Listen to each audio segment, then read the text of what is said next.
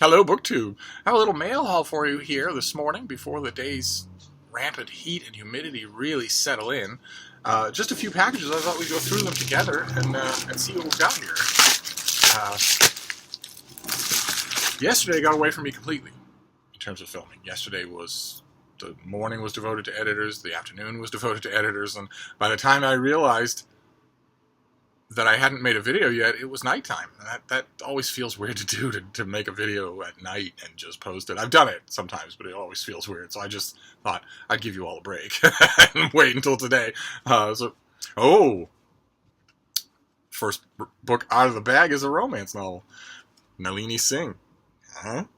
Archangel's Prophecy. Look at that. I didn't teach about those angels in Sunday school. What have we got here? Midnight and Dawn. Elena's wings are unique among angel kind. Oh, she names her wings? No, maybe not. Let's see here. And now they are failing. The first mortal to be turned into an immortal in angelic memory. She's regressing, becoming more and more human, easier to hurt, easier to kill. Elena and Raphael, who's the Archangel of one of the main characters in this thing, must unearth the reason for the regression before Elena falls out of the sky. Yet even as they fight a furious battle for Elena's very survival, violent forces are gathering across the world. And that's what these are like. That's what these Archangel books are like. They're world-spanning high fantasy with tons and tons of religious elements mixed in. That I can't help but like. But I really like them. I haven't read this one. This may be... Oh, no, okay, this is an advanced copy. This doesn't come out until... This comes out in paperback in November. Boy, I wish I got more advanced copies of mass markets. That would be great. Let's see. Let's see what this next one is. Oh. Okay. All right, this is just a clerical error, something we've seen on this channel before. This is a double. Second copy of something we've seen before, Year of Wonder, by Clemency Burton Hill. This is a book about enjoying classical music day by day. The author gives you a little disquisition on one small piece of classical music per day, because she's advocating the idea that kind of a listening program is not only just aesthetically pleasing on its face, but that it also does you good, that it does your mind good to do that, to take that break, to be immersed in that kind of music. I don't let a day go by without classical music, always the Baroque, so I'm in no position to disagree. But the fact that I have a second copy here raises the possibility. I've been bringing up the possibility once in a while on this channel. Those of you who maybe don't know, I am an editor at a literary journal called Open Letters Review, the inheritor of a literary journal where I was also an editor called Open Letters Monthly. And we run new reviews, we run new content every day, and we don't expect you to know about that. We run the content and then we brood it about on social media the way everybody does in the 21st century. They don't expect you to haunt your channel. And some of you may know, you may have gathered from watching this channel that I very much like reviewing books. I love to do it. I don't just do it for pay. I do it for the fun of it. I love it. And there are so many books that deserve a review. That Open Letters Review is quite a bit of me. First of all, the first point to say is those of you who are wondering, where can I read your reviews? Where can I check to see if there's a 2018 new release that you have actually reviewed, that you haven't mentioned on your channel, or that I don't remember you've mentioned on your channel, or maybe more considered, because I don't review books on this channel. Where can I go to see that? You publish in a lot of places. It's true, I publish in a lot of places, but I publish most at Open Letters Review, so you could look there. But there's that, but there's also, we're always looking for more people. So if you're of a mind to review something, feel free to let me know. And this is a perfect example. I took the publisher's schmutz off the cover here, but this is a perfect example. This is a book about classical music, listening to it day by day. A review, or maybe even not a review, maybe just a think piece, that horrible term, but something like a short 800-word personal essay on what it feels like to do this, with the specific pieces of music in mind. if you love classical music and you feel like writing about it, feel free. I don't have to review this. You could. This comes out in November, same as the Nalini Singh, and if it's up your alley, it's a perfect opportunity. Anything that you see on this channel, but also anything that you don't see on this channel. I've had a lot of people email me over the last year and say, well, I'd love to try it, but I don't really read new releases. But at Open Letters Review, we can find a way to accommodate almost any kind of writing. Like, for instance, if you have just read Frankenstein for the first time, there's an essay there about reading Frankenstein for the first time 100 years after it was written, 200 years after it was written. So there's a possibility. There's always a possibility. So if you feel, the key isn't, did I just read a new book that I feel like I can expound on? The key is, do I feel like expounding? If you are a writer, whether you write or not, if you feel that you are, if you have that sort of pressing at the cage bars from the inside, let me know. I can help. But anyway, let's move on here. So a second copy of Year of Wonder. Oh, what is this? Okay.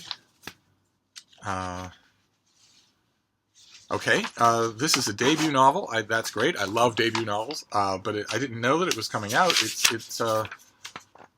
due in August. I guess it was out in the UK first. My God, it is just covered in blurbs. Good Lord. Okay, it's covered in blurbs. It's covered in accolades of all kinds. And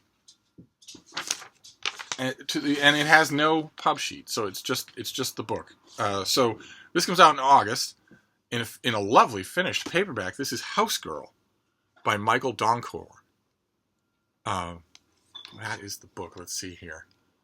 Belinda knows how to follow the rules. She has learned the right way to polish water glasses, to wash and fold 100 handkerchiefs, and to keep a tight lid on the memories of the village she left when she came to Kumasi to work as a live-in maid. Amma is sick of the rules. Even though she continues to earn straight A's at her exclusive London school, she is no longer the outgoing and vivacious girl her Ghanaian parents have raised her to be. So when Amma's mother and father meet Belinda on a visit home, they bring her back with them to London, convinced that she is the shining example their wayward daughter needs. How could she abandon one friend for another who would rather be alone? Belinda's task feels impossible, but as the months pass and her life in Kumasi recedes, she and Amma find common ground, and the truth is that both girls have strong, built defenses, and neither is fully prepared to tear them down. It's got the deckled edges and the French flaps. It's just going to be a lovely $16 paperback instead of a poorly designed $35 hardcover. And I'm guessing that the author is from Ghana. I mean, what are the odds? Let's see here. He was born in London to Ghanaian parents. Okay, he studied English. He studied English at Wadham College at the University of Oxford. Undertook a master's in creative writing at Royal Holloway and now teaches English literature to secondary school students. Many of the issues in this novel are close to his heart, and his writing won him a place at the Writers' Centre in Norwich. On the Writers' Centre... Okay, the sentence just wanders off. The sentence wanders off into just a string of proper nouns without any... Okay, so he did something in Norwich. It wanders off into a string of like 16 proper nouns, so who knows what it means. So he was born in London, and his parents are from Ghana. And this is about... and a debut novel about identity. These are always great. Or they're always great to start. Sometimes the author thinks that the subject will float the book. That is never true. That is never true. Sometimes they think that. I like it when they don't. I like it when debut novelists remember that they have a job to do.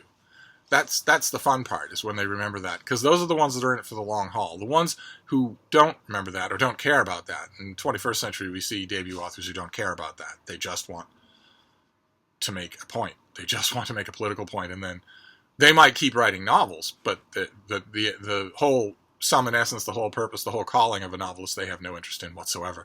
So they might spend a lifetime writing novels, but you can guarantee, even from the first book, that those novels will all be boring.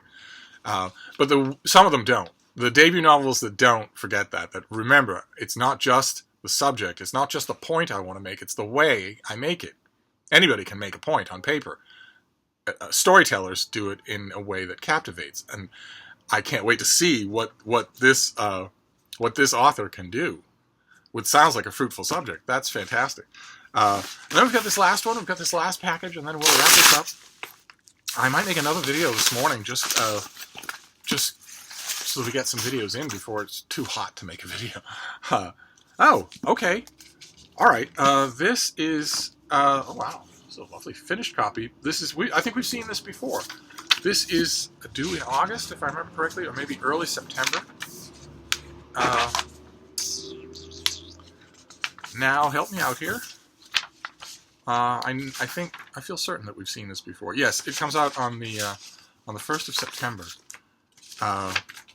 It's the finished copy of All This I Will Give to You by Dolores Redondo. Look at this. Look at that. Isn't that nice? Isn't that nice? Let's see what the back one looks like. Let me take the back off. Oh, the whole thing is just an arch. Isn't that lovely? Look at that. The naked hardcover is even more pretty than the dust jacket.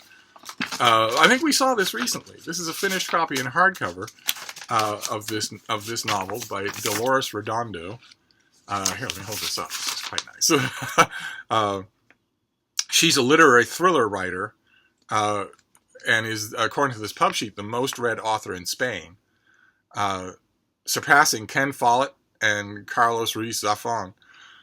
And in this book, this is her standalone literary crime novel, which won the 2016 Planeta Prize, one of the country's top literary honors, and has sold nearly 500,000 copies globally. Good Lord. I think we've seen this before. Let me, just in case those of you are coming to this new, because I haven't got to it. I know exactly where it's sitting on the shelf for September. I just haven't got to it yet. Best-selling novelist Manuel Ortigosa is heart-stricken when he's informed by the police that his husband, Alvaro, has died in a car crash in a vineyard-laden region in the northwest Spain. But his pain intensifies when he discovers the trail of secrets that his longtime partner had kept from him for years. Manuel had been led to believe that his husband had no family, but he learns that Alvaro was son and heir to a wealthy, noble family in Galicia. When Manuel arrives to identify the body, his suspicions rise as the family shuts him out and the police abruptly close the investigation, even though the facts don't add up. An unlikely friendship develops between Manuel and Noguera, a stubborn retired policeman who questions the impunity of Alvaro's privileged family in the incident. The two men join forces with Lucas, a childhood friend of Alvaro's who is now a priest, and together they reconstruct the mysterious life of a man whom they've all thought they knew. The story elegantly unspools, detail by detail, as they relentlessly pursue the truth and discover shocking secrets about a family who thinks they are above reproach and above the law. And this is, I guess, her English language debut. It's a product of Amazon Crossing, which is Amazon's rather ambitious and wide-ranging arm of their publishing endeavor to bring works in translation to an English language reading audience. And when you consider, first of all, they're pumping real money into this. It's not a left-handed exercise, as you can tell just from how beautifully this is made, but also from the ambition and the reach of what they're doing. They're pumping real money into this program, which means that it does real good. I mean, because Amazon isn't a small publisher. They're huge. And they reach everywhere. And when they make a product, they also promote it. So you're getting an author who has pleased hundreds of millions of people, who was unknown to monoglot Americans, and now she's not. That's, I think, fantastic. But then again, I'm no enemy to Amazon as I once was. I used to be an enemy to Amazon, but I'm not anymore. I got an upgraded Amazon Kindle, Kindle Fire, and I love it. I subscribe to Kindle Unlimited, $10 a month for all the books you can download. That's just fantastic. I wasn't sure at first how Kindle Unlimited would work for me because I wasn't sure how many of the books I'd have time to read, and I wasn't sure, my natural reflex, I wasn't sure if any of the books would be reviewable. And I'm still feeling my way around the ecosystem of Amazon Unlimited. But first of all, I am very much going to read these books. I discovered right away they work perfectly as palate cleansers. When I'm done with an 800-page book about the 2008 financial crisis, or a 1,700-page book about global warming or whatever, it's perfect to just unwind with an Amazon Unlimited book. I made a point of picking things that I wouldn't have picked otherwise, that I would never have requested, that I wouldn't even have downloaded a sample of instead, because it's Kindle Unlimited and you can just read the thing. I just read them just to see a blast of air from a totally different quarter of the world. And that's been absolutely great, but also I've noticed that the more I explore, a lot of these books can be reviewed. And more than that, a lot of them should be reviewed. A lot of good authors, well, obviously, obviously, a lot of good practiced authors are going this route more and more all the time. And that you can argue that that's monopolistic. You can argue that that's mercenary on their part, because Amazon is not exactly friendly to other publishers. They're mercenary in their own way.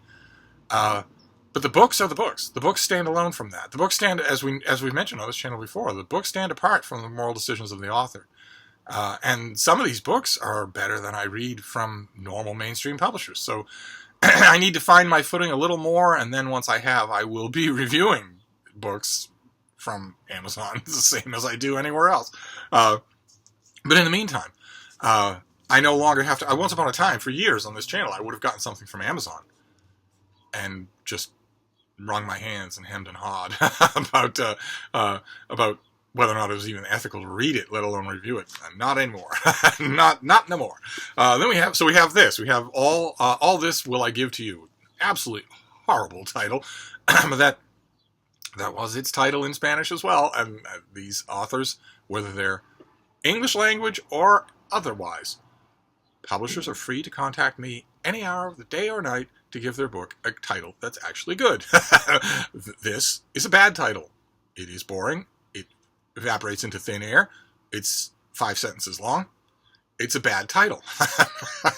But that's all right. So we have all this I will give to you before the sun sets, despite anything I might think, and my judgment to the contrary, and to hell with the consequences, or whatever the title is. And then House Girl, a debut novel.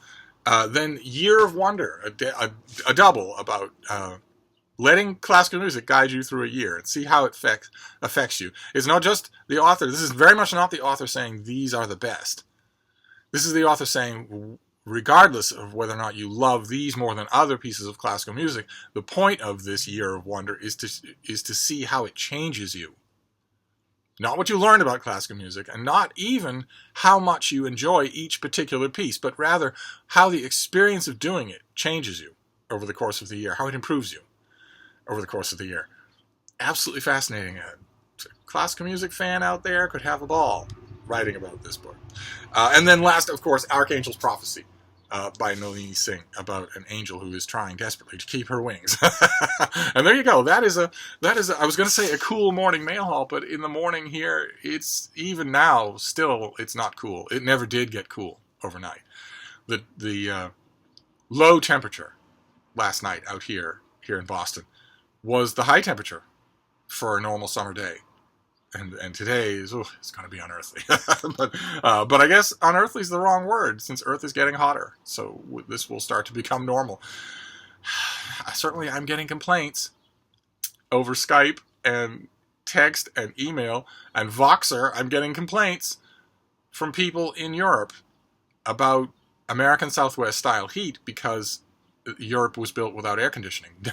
No one in Europe has air conditioning, and no houses do. No little 2-room apartments do. So people are just sitting through this heat as it just goes on and on and on.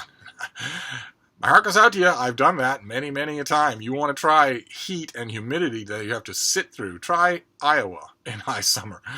You learn to like certain things. Cool glass of cider at sunset, but it's largely awful. And we're not even talking about the American plains, where the heat is lethal. But anyway, I don't think I'll be making videos in that heat today. I'll just be tending to Frida. So I'll wrap this up for now, but I'll see you soon. Thank you, BookTube.